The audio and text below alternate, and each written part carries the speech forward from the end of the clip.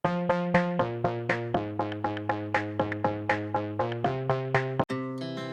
heart speed. Good morning, good afternoon. It's Jeff Abante. Nandito tayo sa church today. It's Sunday. Yan. Ayan na po tayo. Papasok tayo sa loob. Jesus is Lord. Wow! Welcome! Yun! Malamig na araw po. Ayun. Magandang po sir. Welcome. Wow! Mahabol pa. Ayun guys. Ayan o. Talagang nandiyan yung mga SOS. Ayan. Ayan. Pasok na tayo dito. Ayan na sila. Diretso tayo sa... Ayan. Yun. Ayun. Ang mga gwapo at mga gandang naghahanda na yun. Sumasayaw pa.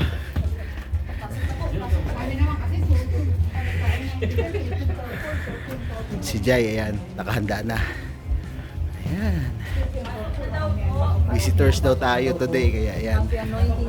Ayun. Pasok tayo dito.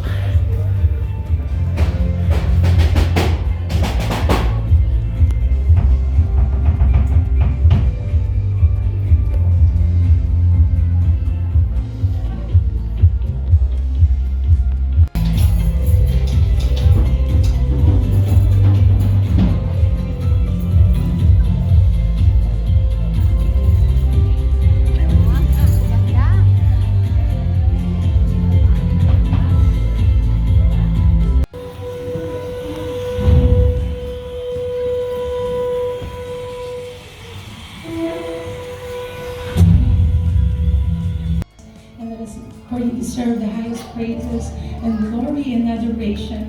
As we continue to prepare our hearts this morning, this day, let us praise our living God and let us welcome the Holy Spirit to dwell upon this place.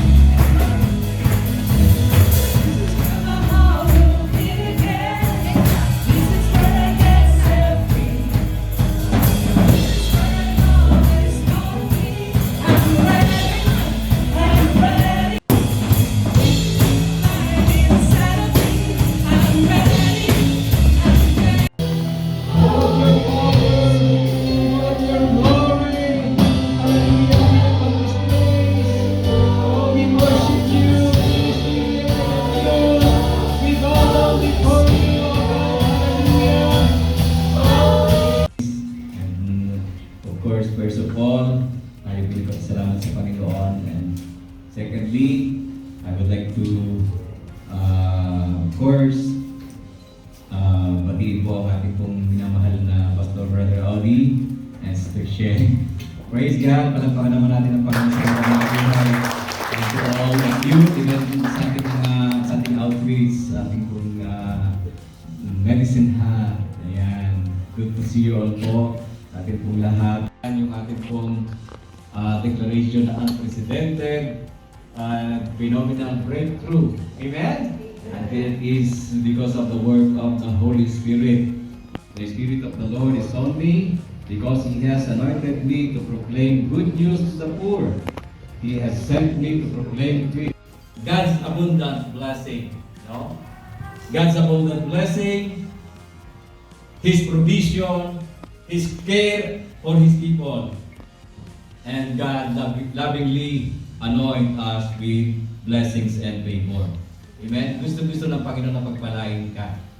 Amen po ba? Yeah. From God, He is the one whom Jesus sent as the comforter.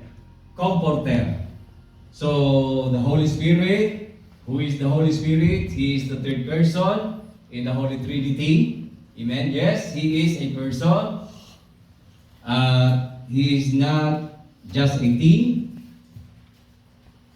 How God anointed Jesus of Nazareth with the Holy Spirit and power. and how He went around doing good and healing all who were under the power of the devil, because God was with Him. Amen? God was with Him. Kulang muna po yung mga ilang mga bagay kasi kulang po tayo sa oras. Sabi po ng Acts chapter 16 verse 13, however, when He, the Holy Spirit of truth has come, He will guide you into all truth. For He will not speak on His own authority, but whatever He hears, He. Amen? Every day, nag-drive po ko every day. And even, punta namin sa Strathmore, whether you believe it or not, bagamat hindi naman talaga small voice, but the Lord impressed me with by the Holy Spirit na, may police dyan. You need to slow down. No? And you know, maggulat na lang, may police nga na naghahabang doon sa mga dinadaanan. No? And sometimes when you ignore the Holy Spirit, then you will be in trouble. No? And sometimes na nasan ko na I just ignore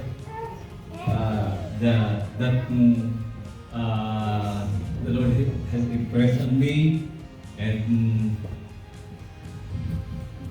because of sabi nga, di ba? Sabi nga nung ating Win Summit, sabi ni Pastor Randy, we need to be aware, no? Your awareness, di ba?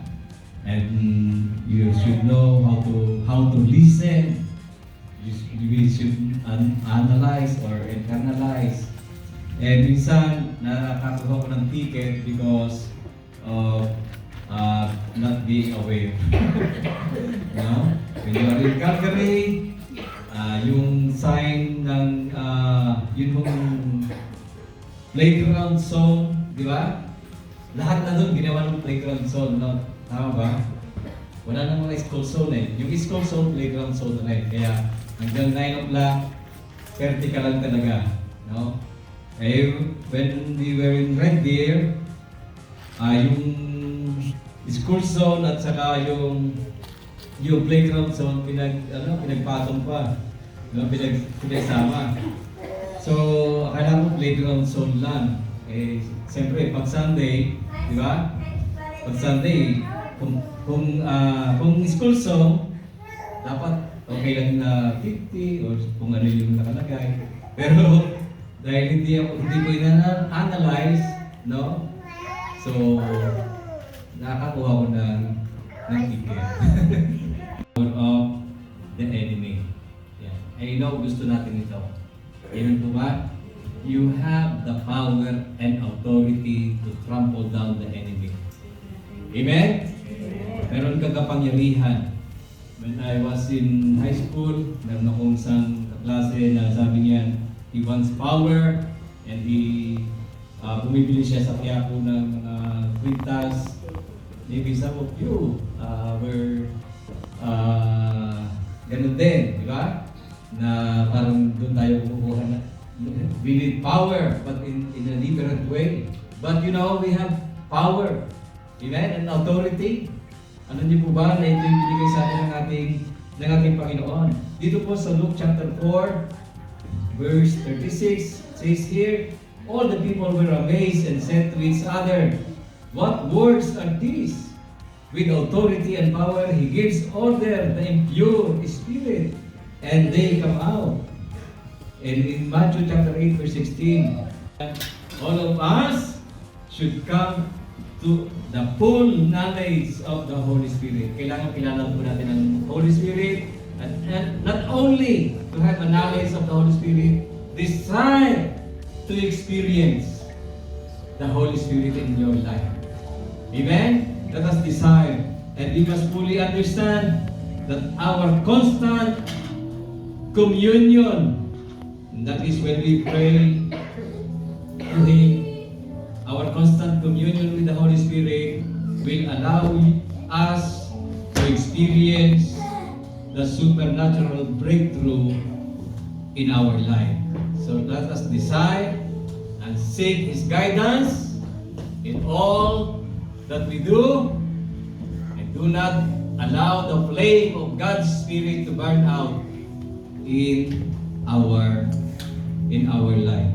And my dear beloved brothers and sisters, maybe some of you have a long-standing prayer that would like to tell you that God is never late with His promise. Amen. Di pa ho tapos ang Panginoon sa inyong buhay. He is not yet done. Amen? Amen. So this year to 2025 and beyond is the year of breakthrough. Bless you.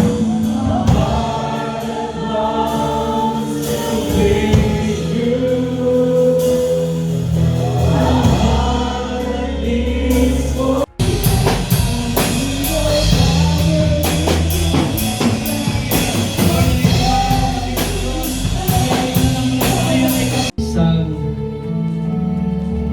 nagalakas sa puso ng Diyos for us to pray for our leaders, na kung saan ay our under shepherd, hallelujah.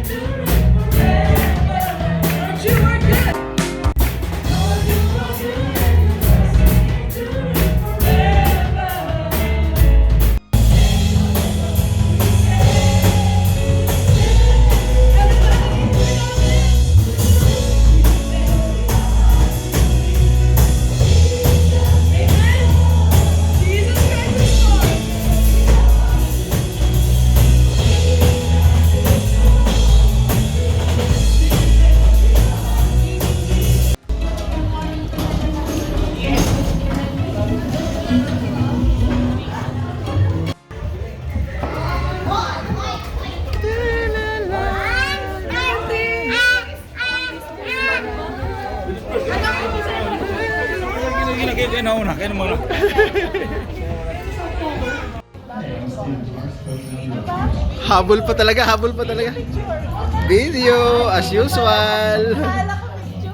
As usual, as usual. Aray, wag ka mo. As usual, anay. Habol pa ba? Oh. Ah. As usual.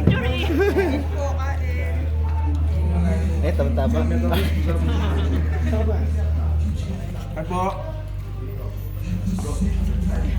Para makita yung mga mukha. Ayan.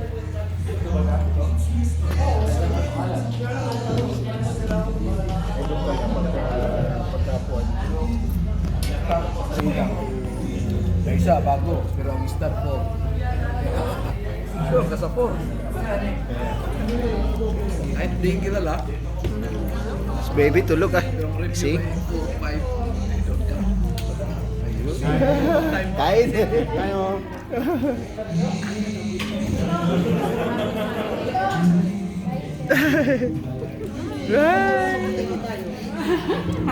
Wait. Siya yung nakamera.